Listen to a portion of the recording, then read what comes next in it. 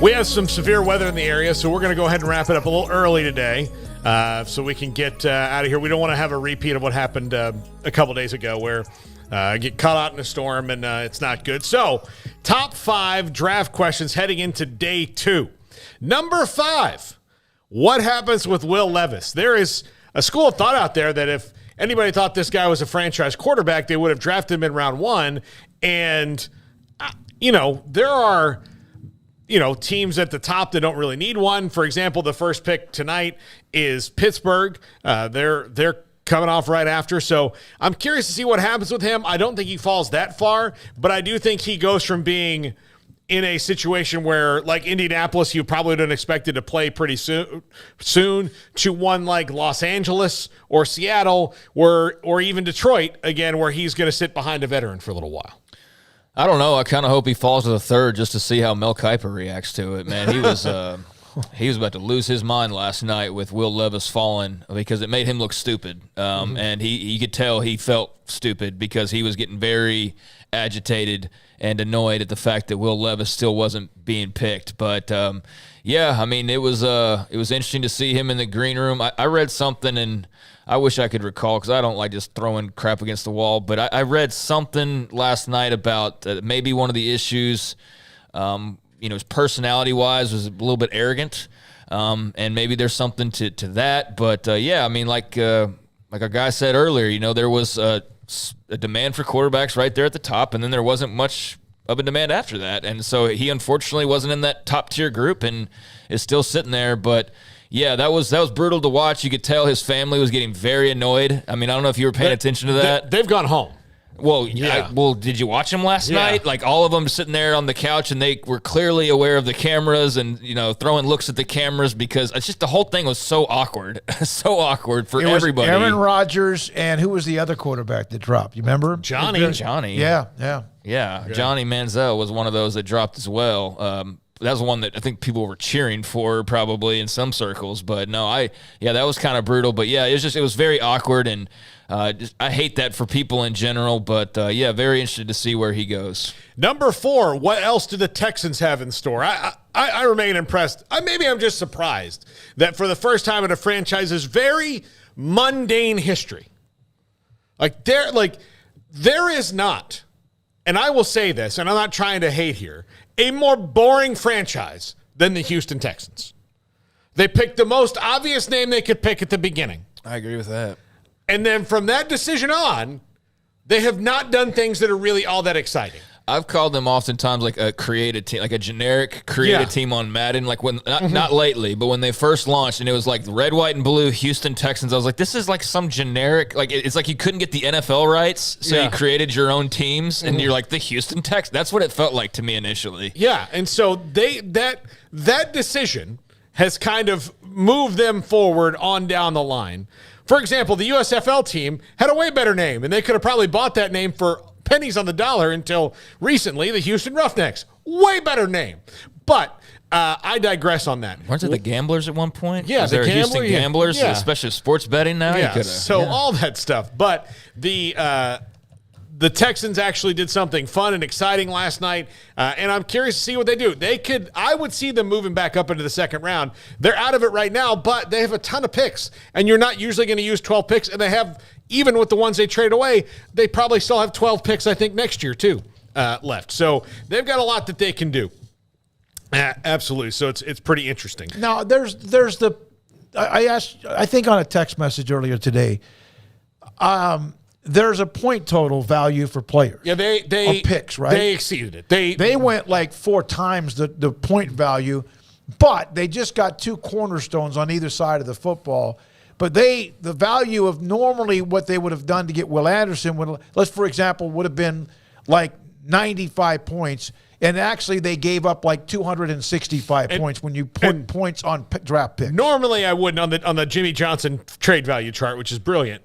Normally, I wouldn't. I would say that's kind of crazy. But again, I just gave you the reasons why. Like, they've been so boring. Like, again, sometimes you got to swing for the fences, and sometimes the chart doesn't matter. And I think last night is a time. Yeah, I mean, it definitely got people talking. It created some excitement for that franchise. Let's see how, both pan out, obviously, and let's see who the rest of the class entails as well. But no, they hit a home run PR-wise and potentially on the field as well. So, yeah, I think it's created a little storm of excitement for that franchise that they haven't had in a while. I mean, they've had their J.J. Watts and Deshaun Watsons at times as well. They've had success, but it does feel like a brand new, totally new era for the Houston Texans. And I'm happy for Jalen Petrie, a guy that we know pretty well, that he's going to be playing alongside Will Anderson now, and that'll be great for him. That'll help him a ton, I would imagine. So yeah. Yeah, they're the spaghetti noodles with butter of NFL teams right now. Don't hate on it. Wait a minute. Don't hate on it. You don't like spaghetti noodles with butter? It's an insult to my people. Oh, no. It works Oh, sometimes. my God. Garrett, are you on board? Dude, I literally had shrimp and pasta last night. Yes. With some butter, yeah. So I'm about that life. I mean, just spaghetti Come on, noodles Paul. with butter. I'm not so sure just like noodles, spaghetti noodles with a little butter sauteed, whatever, just by itself is fine. Yeah. Yeah. You got to live. You got to live. Sprinkle a little bit of Parmesan on there. Shrimp pasta, that's amazing. Oh, Yeah, but usually you've got more ingredients than just the butter. And I the put a noodles. few chives on there. Okay, then you're adding an ingredient. I said spaghetti noodles and butter. That's two ingredients. still- I still Still rock with very noodles good. and butter. Yeah. I'm going I to know. do that tonight just to spite you. I'll never do it. I think it's ridiculous. Number 3, will any major vets get moved? Dalvin Cook to Miami has been hot for a while. DeAndre Hopkins, maybe the Cardinals have cooled on that a little bit. I still think because of his massive contract, he could get moved. I think you got to throw DeAndre Swift into that mix right now, too, after Jahmyr Gibbs got drafted last night and they signed David Montgomery in the offseason. So there's several guys who could find their way to new homes tonight. And Dalvin Cook might be the first one. I think there's a good chance that he gets dealt tonight and maybe to Miami, and that'd be a great fit. He'd be back home. Believe me, he would love it. So, and look, you've got to – if you're the Dolphins, I think it's good to go get him, get a player while he's still effective at that position. And then see what happens down the line. But because they don't have a lot of draft picks tonight. They lost their first round one because of the Tom Brady thing. So I'll be curious to see if any major guys get moved tonight. Yeah, I mean, you ran down the list. That's always a possibility. But, yeah, those are some names that would certainly, perk your ears up a little bit. So, yeah, I'm interested in that as well. Yeah. Number 2, are the Lions crazy or crazy like a fox?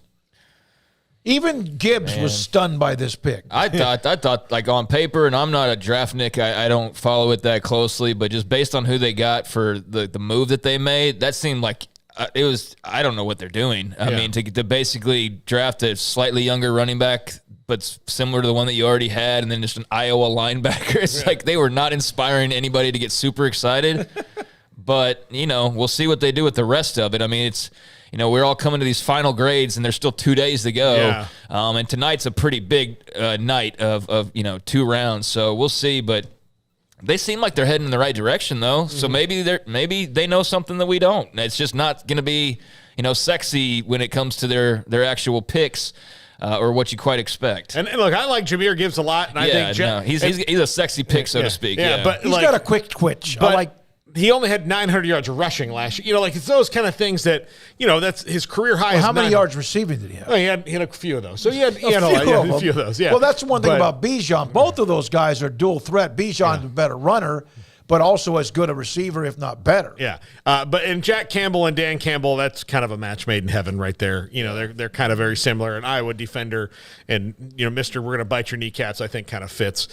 Number 1. They were expecting the Texans draft, though. Once they made their moves, they were thinking some big old names, and it wasn't quite that. Yeah. Number 1, do the Commanders even want a quarterback? Yes, of course they do, but they were in a position. They were pretty much – now, Levis was there, but have you heard why he dropped? No. Yeah. Other than that, I just said part of what it was rumored out there about his just arrogance factor. And I wish I could recall who had that out there that I read last night. But beyond that, I don't. There was some talk about his toe. Like he had a toe and needed some surgery that wasn't taken care of. Yeah. So other than that, I'm not sure. Yeah, and the fact that, I think he was kind of highly overrated as a player coming out of Kentucky. Yes. I think that's the biggest thing is you just kind of accept who they're hyping up with a draft. And I remember that kind of bubbling up last year of like just what a great pro prospect he was going to be and all that. And it's like he was a good player, but I don't know. I never watched him was like, that's the second pick in the draft. I did when I watched Bryce Young, though, and I watched C.J. Stroud. I felt that way. Anthony Richardson just hadn't seen enough to just like fully believe that he's the, what was he, the 4th overall pick? But that's an incomplete because I just haven't seen enough. But yeah, I just trusted the draft folks that they know what they're talking about, and that's why Will Levis was where he was. But clearly the NFL, coaches and executives, there wasn't as much of a need for him, and not compared to the others in front of him. No, so I just went on Twitter, which of course we know is the go-to of everything that's real. All truth. But a couple of national reporters saying that there is something to deal with the toe, and he missed a couple of games. Again, he says it's healed. That may be true. And it also, one said he's been the victim of the hype train. So take a little bit of that either way you want. I saw afterwards on the internet of Kiper's meltdown because I watch on the NFL Network because they like their coverage is so smooth. That Rich Eisen is so good at it. And Joel Klatt's there, and I'm a big Joel Klatt fan. See, I saw some Joel Klatt detractors when I was reading just some of the NFL Network, but it's to each their own. Like, it doesn't really matter. It's just they're calling they're all pretty much doing the same thing. But yeah, some are better than others. It's like you like red sauce or white sauce. I mean, it does. It's all kind of the same thing. Butter with spaghetti. Yeah, or butter with spaghetti, no sauce. Yeah, I'll tell you, I'm also not a fan of Alfredo sauce. You're getting hammered in the chat. I know, Alfredo's hit or miss. It depends on where you get it. And all. Yeah, exactly. But as far as Kiper, so I did have that on because that's just what I had on from the beginning, and I wasn't too worried about which channel I was on.